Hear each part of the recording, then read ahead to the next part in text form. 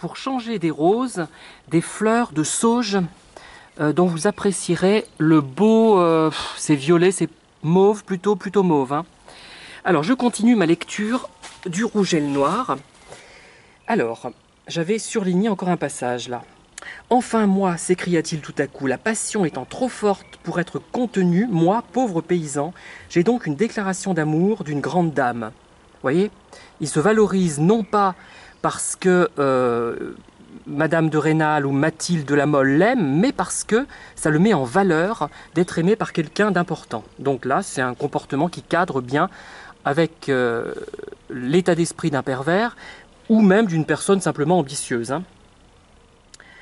Quant à moi, ce n'est pas mal, ajouta-t-il en comprimant sa joie le plus possible. J'ai su conserver la dignité de mon caractère. Je l'emporte sur le marquis de Croisenois, s'écria-t-il, moi qui ne dis que des choses sérieuses. Et lui est si joli. Il a des moustaches, un charmant uniforme. Il trouve toujours à dire juste au moment convenable un mot spirituel et fin. Bon, toujours ce côté homophile de Julien Sorel. Hein. Moi que le duc de Chaulnes appelle un domestique.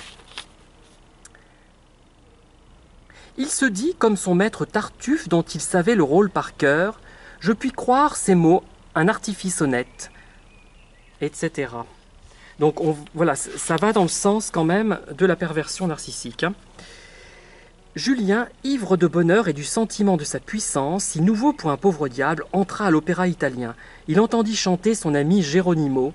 Jamais la musique ne l'avait exalté à ce point, il était un dieu. Vous voyez, le côté obtenir du pouvoir l'exalte, en fait, le pouvoir.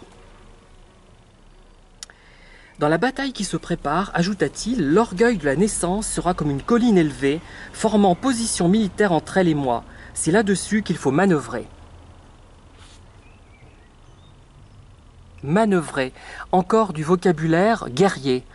Donc une femme, ça ne l'intéresse pas en tant que telle, ça l'intéresse pour montrer sa domination, sa puissance sur les autres.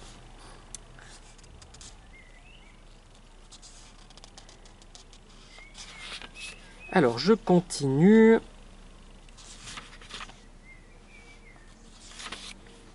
Et je ne trouve rien pour l'instant, puisque je n'ai rien souligné. Julien était fort embarrassé, il ne savait comment se conduire, il n'avait pas d'amour du tout.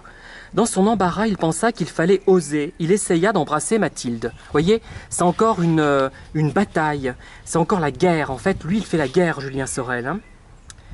Ce tutoiement lui fit perdre la tête, ou du moins ses soupçons s'évanouirent. Il osa serrer dans ses bras cette fille si belle, et qui lui inspirait tant de respect.